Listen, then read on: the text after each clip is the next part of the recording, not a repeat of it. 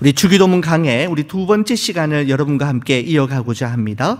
우리 하나님 말씀은 마태복음 6장 9절에서 13절까지 말씀, 9절에서 13절까지 말씀을 여러분과 제가 함께 한 목소리로 한 마음으로 한번 읽어보도록 하겠습니다.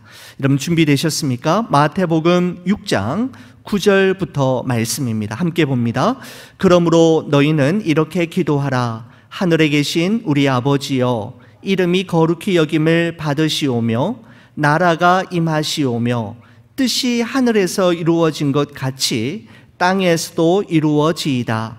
오늘 우리에게 일용할 양식을 주시옵고 우리가 우리에게 죄 지은 자를 사하여 준 것 같이 우리 죄를 사하여 주시옵고 우리를 시험에 들게 하지 마시옵고 다만 악에서 구하시옵소서.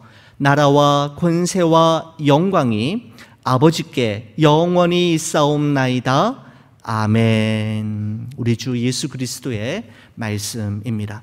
오늘 함께 읽은 이 말씀을 가지고 우리는 무엇을 기도하는가? 주기도문 강해 그 두 번째 시간을 여러분과 함께 나누고자 합니다. 우리는 지난 시간에 예수님께서 제자들에게 주기도문을 가르쳐 주신 그 배경에 대해서 한번 살펴보았습니다. 여러분, 예나 지금이나 사람들은 기도하는 것을 참 어려워합니다.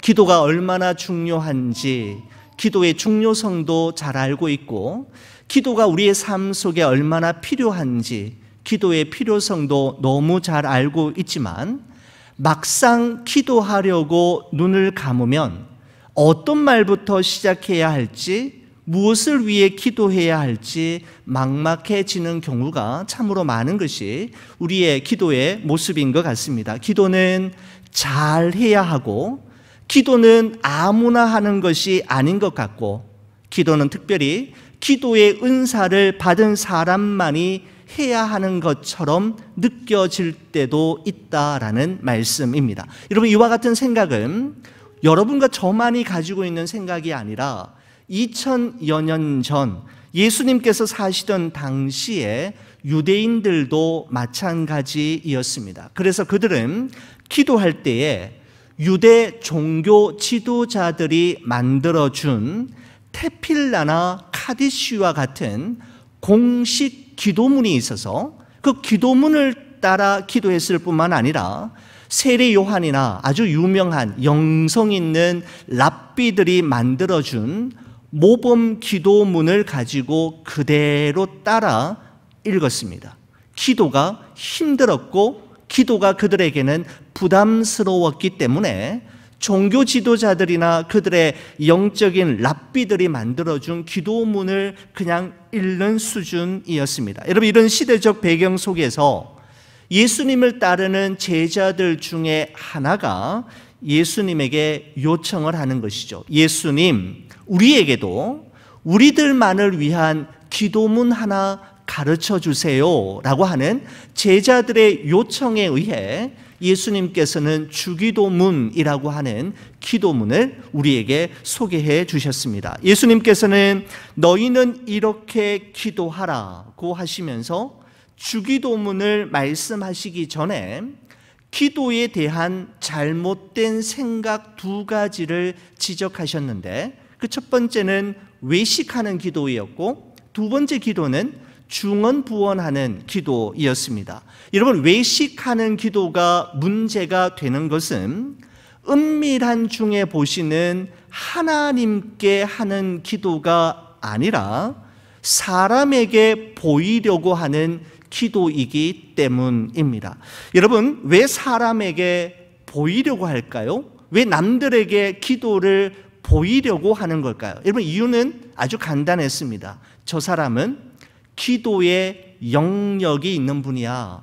저분은 기도 많이 하시는 분이고 기도를 얼마나 잘하시는지 저 사람이야말로 기도의 사람이지라고 하는 사람들로부터의 인정과 칭찬을 은근히 받고 싶은 마음이 내재되어 있기 때문에 예수님께서는 외식하는 기도를 금하셨습니다. 예수님께서는 외식하며 기도하는 자들에게 자기 상을 이미 받았느니라 라고 말씀하셨습니다. 두 번째 문제가 되었던 것은 중언부언하는 기도입니다. 여러분, 중언부언하는 기도라는 것은 우상을 숭배하는 이방인들이 하는 기도로서 아무 의미 없는 기도, 아무 생각 없는 기도를 마치 주문을 외우듯이 중얼중얼거리며 하는 기도입니다. 여러분, 왜 중언부언하며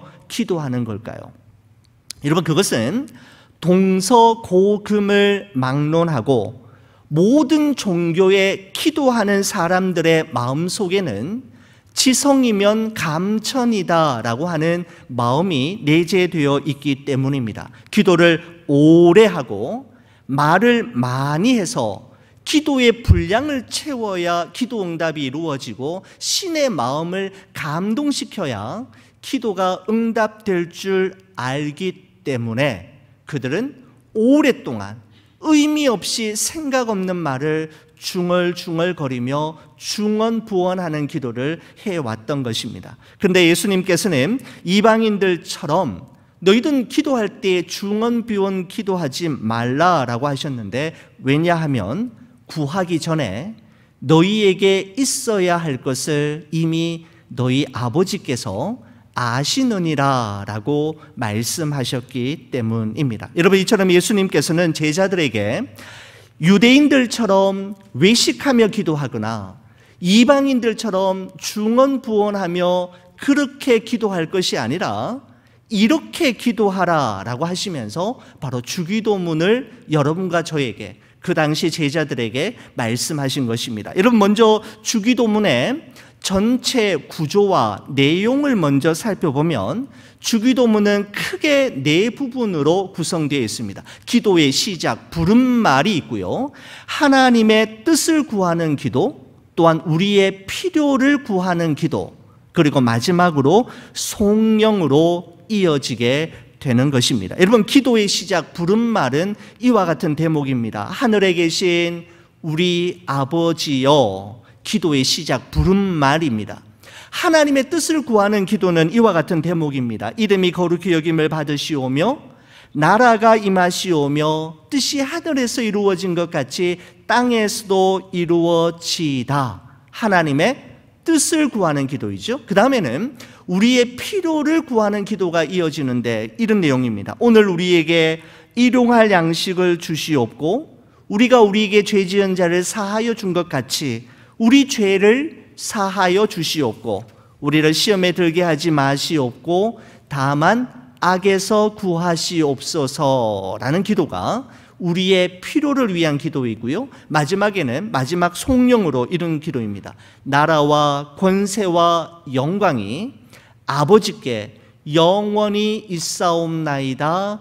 아멘 이라는 말씀으로 주기도문이 마무리되는 것을 볼 수가 있습니다. 크게 네 부분으로 나뉘어져 있는데 여러분과 함께 오늘부터 시작해서 주기도문의 진수를 여러분과 함께 맛보도록 하겠습니다. 여러분, 오늘은 여러분과 함께 첫 시간으로 두 번째 시간이죠. 하늘에 계신 우리 아버지여라고 하는 이 구절 속에 담겨져 있는 소중한 의미를 한번 살펴보고자 합니다.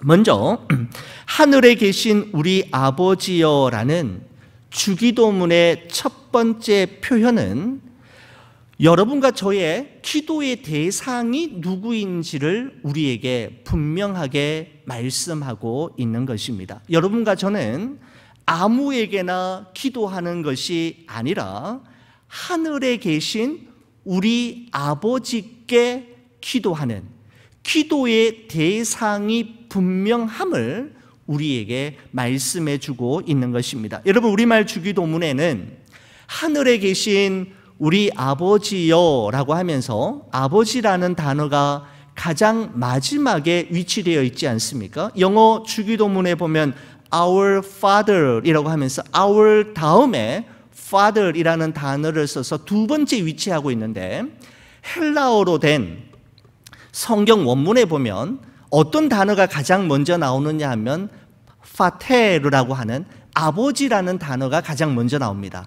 아버지여, 우리 하늘에 계신 이렇게 단어가 배열되어 있는 것을 볼 수가 있습니다. 그러니까 예수님께서는 우리에게 기도를 가르쳐 주시면서 어떤 단어부터 가르쳐 주시는가 하면 파텔, father, 아버지라는 말부터 가르쳐 주시는 것입니다. 이 말의 의미는 기도하는 우리와 우리의 기도를 들으시는 분 하나님과는 어떤 관계가 있는가 하면 바로 아버지와 자녀와의 관계임을 우리에게 말씀해 주고 있는 것입니다. 여러분, 그렇습니다. 우리는 하늘에 계신 아버지께 기도하는 사람들임을 기억해야 합니다. 여러분, 유대인 아이들은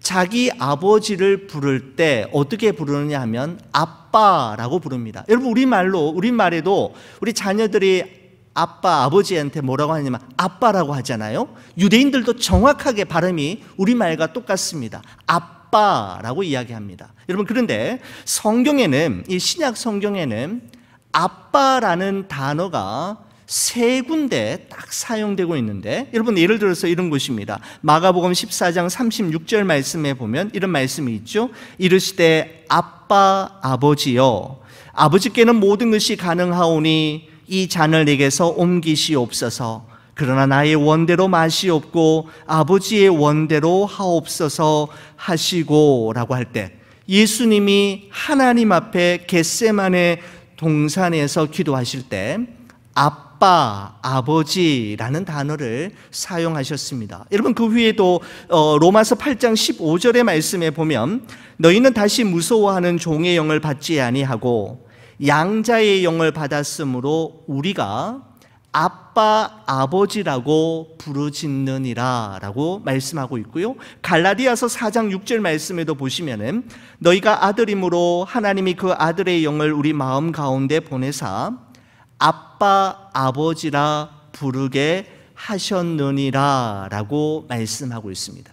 아빠라는 말이 바로 마가복음과 로마서와 갈라디아서 3번 사용되고 있는데, 바로 예수님과 사도 바울이 하나님을 부를 때, 하나님께 기도할 때 아빠, 아버지라고 부르면서 기도하라라고 말씀하고 있는 것입니다. 여러분, 성경 신학자들은 이야기하기를 예수님과 사도 바울 이전에 고대의 어떤 문서에서도 하나님을 아빠라고 부르거나 하나님을 아버지라고 부른 예를 어느 곳에서도 찾아볼 수 없다고 말하면서, 여러분, 이와 같은 호칭은, 즉 하나님을 아빠 또는 아버지라고 부르는 이 호칭은 그 당시로서는 상상도 할 수 없는 가히 혁명적인 호칭이었다라고 이야기하고 있습니다. 왜냐하면 하나님을 우리 아버지라고 부르는 것은 신성 모독에 해당되는 아주 무거운 죄목이었기 때문입니다. 그러나 예수님께서는 우리가 하나님께 기도할 때, 하나님을 부를 때 아버지라, 아빠라고 부르라고 가르쳐 주셨던 것입니다. 여러분, 그렇다면 예수님께서 우리에게 주기도문을 가르쳐 주시면서 하늘에 계신 우리 아버지여라고 할 때 그 아버지는 도대체 어떤 아버지를 의미하는 것일까요? 여러분, 성경의 여러 곳에서 이 아버지가 어떤 아버지인지에 대해서 말씀하고 있지만 저는 한 말씀만 여러분과 함께 찾아보려고 합니다. 마태복음 7장 9절에서 11절까지 말씀인데, 자, 여러분 한번 여러분의 성경책을 한번 찾아보시겠습니까? 우리가 마태복음 6장을 여러분 이렇게 메모지로 하나 끼워 두시고요. 마태복음 7장으로 가서 9절에서 11절까지 말씀을 여러분이 가지고 있는 성경책으로 한번 저와 함께 읽어보시겠습니다. 마태복음 7장 9절에서 11절까지 말씀, 여러분 준비되셨습니까? 같이 한번 보겠습니다. 너희 중에 누가 아들이 떡을 달라 하는데 돌을 주며 생선을 달라 하는데 뱀을 줄 사람이 있겠느냐? 너희가 악한 자라도 좋은 것으로 자식에게 줄 줄 알거든 하물며 하늘에 계신 너희 아버지께서 구하는 자에게 좋은 것으로 주시지 않겠느냐. 아멘. 예수님이 이렇게 말씀하셨습니다. 자, 예수님께서는 기도할 때 구하라, 찾으라, 두드리라고 말씀하신 후에 구하면 받을 것이요, 찾으면 찾아낼 것이요, 문을 두드리면 반드시 열릴 것이다 라고 말씀하신 후에 오늘 본문에 우리가 함께 읽었던 하나님 아버지는, 우리의 기도를 들으시는 하나님 아버지는 어떤 분이신지에 대해 설명해 주신 것입니다. 여러분, 아들이 떡을 달라고 하면 아버지는 떡을 줄까요? 돌을 줄까요? 아들이 생선 달라고 하면 아버지는 생선을 줄까요? 아니면은 뱀을 던져 줄까요? 여러분, 근데 만약에 정말 배가 고픈 아들에게 정말 필요한 것은 뭐냐 하면 떡이지 않습니까? 빵이고 떡인데 그 아들이 아버지에게 떡이 아니라 돌을 달라고 떼를 쓰면 아버지는 어떻게 할까요? 그 아들이 원하는 대로, 너가 원하는 게 돌이니까 돌을 줄까요? 여러분, 아들이 지금 고기가 너무너무 먹어야 되고 고기를 좀 먹일 필요가 있는데 아들이 자꾸만 뱀, 독사를 달라고 이야기하면 아버지는 아들의 말대로, 아들이 원하는 대로 독사를 그냥 줄까요? 여러분, 아버지가 아니라면 아들이 돌 달라 할 때 돌 주고, 아버지가 아니라면 뱀 달라 할 때 뱀을 주겠지만, 정말 아버지이고 좋은 아버지라면 아들이 아무리 돌을 달라 해도 돌을 주시지 않고 떡을 줄 것이며, 아들이 아무리 뱀 노래를 불러도 뱀을 주지 않고 생선을 줄 것입니다. 예수님께서는 이 비유를 통해서 우리에게 말씀하시는 것은 하늘에 계신 우리 아버지는 좋으신 아버지이심을 우리에게 말씀해 주고 있는 것입니다. 그 아버지는 우리가 구하는 대로 주시는 아버지가 아니라 우리가 구하는 것보다 더 좋은 것을 주시는 아버지라는 것을 우리에게 말씀해 주고 있는 것입니다. 바로 이것이 하나님의 뜻입니다. 하나님의 뜻은 돌이 아니라 떡을 주시는 것이고 뱀이 아니라 생선 주시는 것이 하나님의 뜻인 것입니다. 여러분, 그래서 우리가 기도할 때 기도에 응답이 없거나 기도가 너무너무 응답이 더딘 것은 내가 하나님께 기도하는 것이 좋은 것이 아니거나 아니면 하나님께서 더 좋은 것을 주시기 위함인 줄 믿고 우리가 기도하다가 낙심하거나 기도하기를 포기하지 말아야 합니다. 좋으신 아버지 하나님께서는 우리들에게 언제나 좋은 것 주시기를 원하시는 분이심을 여러분 꼭 기억하시기 바랍니다. 여러분, 이런 찬양이 있지 않습니까? 좋으신 하나님, 좋으신 하나님, 참 좋으신 나의 하나님이라는 찬양이 있죠. God is so good, God is so good, God is so good, He is so good to me. 하나님은 좋으신 분이십니다. 그 아버지는 우리가 구하는 대로 주시는 분이 아니라 우리가 구하는 것보다 더 좋은 것 주시는 하나님이심을 우리 예수님은 기도의 초두에 우리에게 분명하게 말씀하시고 싶으셨던 것입니다. 여러분, 예전에 LA 다운타운에 있는 스테이플스 센터에 간 적이 있습니다. 그때 여러분, 그 유명한 그 가스펠송 팀이죠, 힐송이라고 하는 팀이 미국에 와서 찬양 집회를 하는 그곳에 아이들과 함께 참석한 적이 있습니다.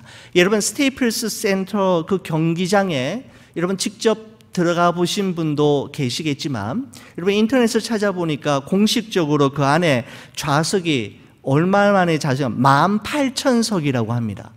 여러분 정말 제가 들어가는 순간에 입이 쩍 벌어질 정도로 어마어마한 농구 경기장 스테이플스 센터에서 힐송 찬양 집회가 있었는데 얼마나 많은 청년들이 크리스찬들이 참석했는지 그 18,000석이 거의 다 메워질 뿐만 아니라 그 농구 경기장 그 안에 3분의 2 가량도 청년들로 꽉 채워지는 여러분 정말 그런 모습을 저는 생전 처음 보았습니다. 그때 그 힐송을 인도하는 찬양 리더가 이렇게 이야기하는 겁니다.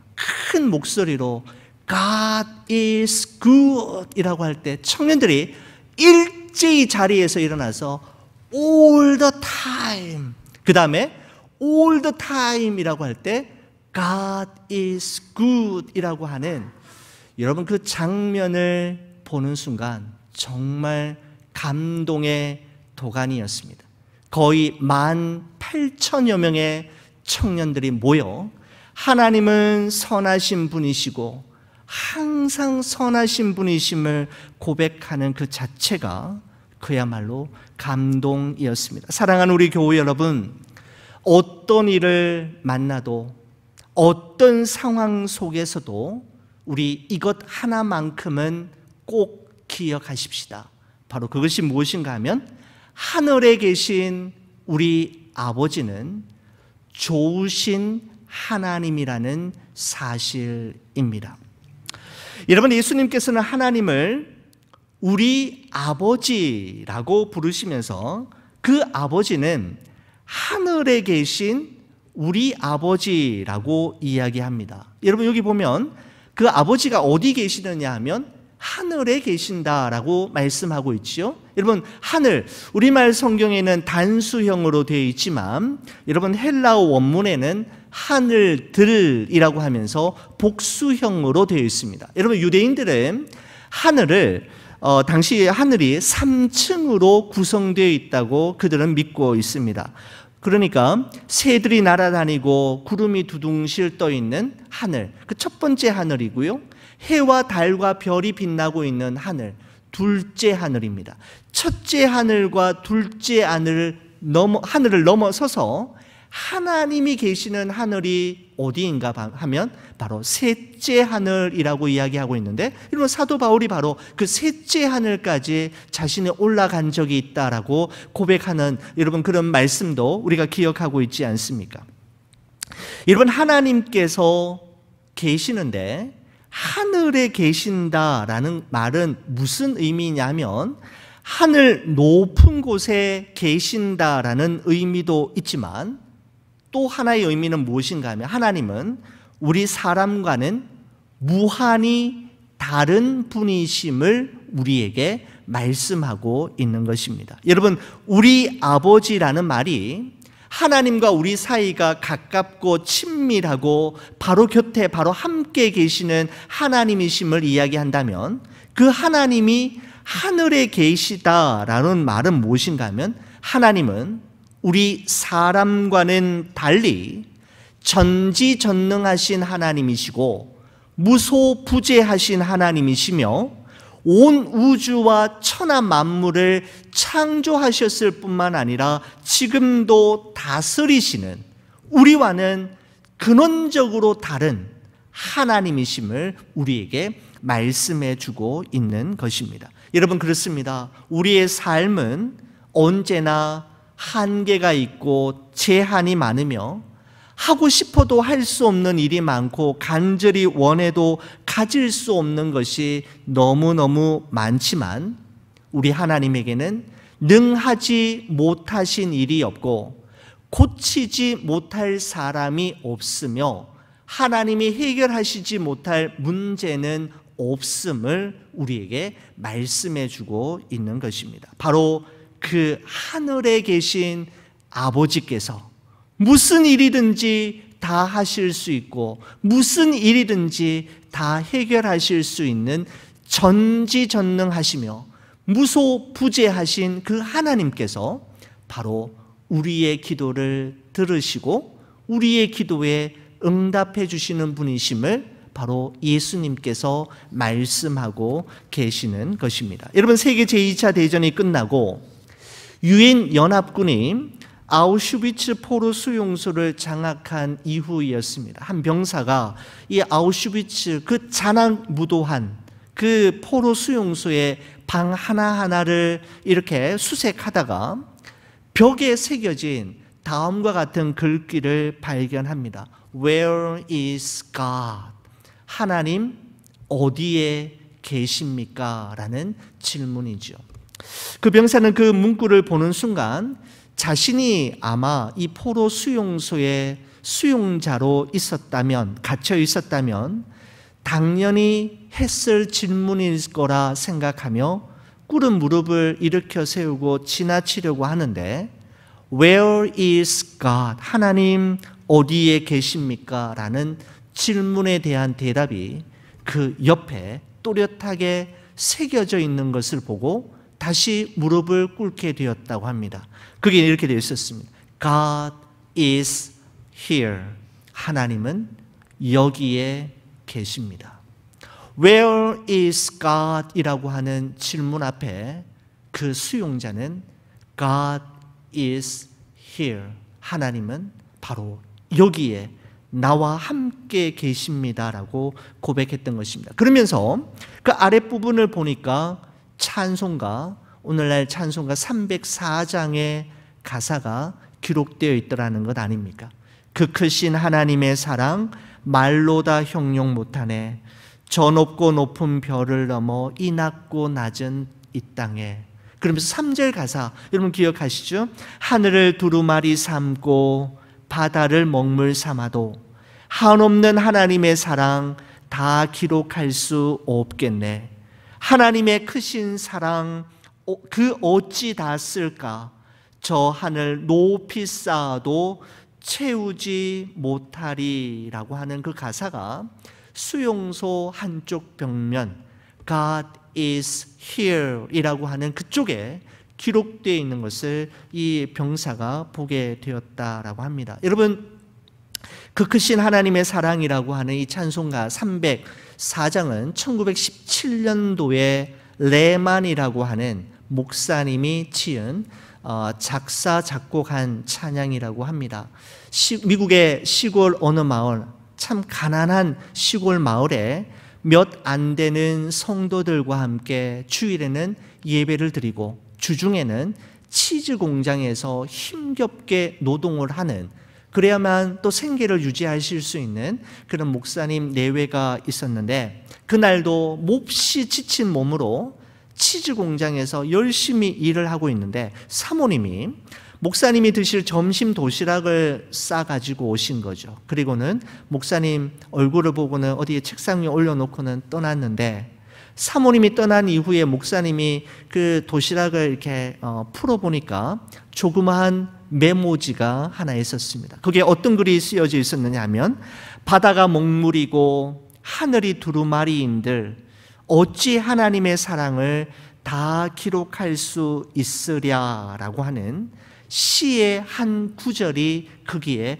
적혀 있었다고 합니다. 이것을 읽는 순간 이 레만 목사님은 하나님의 사랑이라고 하는 시를 그 자리에서 쓰기 시작했고, 나중에 곡을 붙여서 찬송가 304장 그 크신 하나님의 사랑이 탄생하게 되었다라고 이야기합니다. 사랑하는 우리 교우 여러분, 우리가 이 세상을 살아가노라면 좀처럼 풀리지 않는 인생의 문제와 꼬리에 꼬리를 물고 이어지는 어려운 일들을 경험하면서 정말 하나님이 계시는 건가? Where is my God?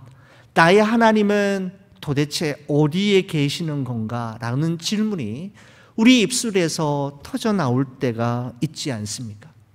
여러분, 바로 그 순간 기도에 무릎을 꿇으시고 하늘에 계신 우리 아버지여 라며 아버지의 이름을 한번 불러보시기 바랍니다. 그때 God is here, I am here 이라는 하나님의 음성을 들으시게 되실 것입니다. 내게 일어난 일과 내게 주어진 모든 것들을 합력하여 선을 이루시고 우리가 구하는 것보다 더 좋은 것 주시기를 원하시는 하늘에 계신 우리 아버지, 바로 하나님께 날마다 기도의 무릎으로 승리하시는 여러분과 제가 되기를 우리 주의 이름으로 간절히 축원을 드립니다. 우리 함께 기도하시겠습니다.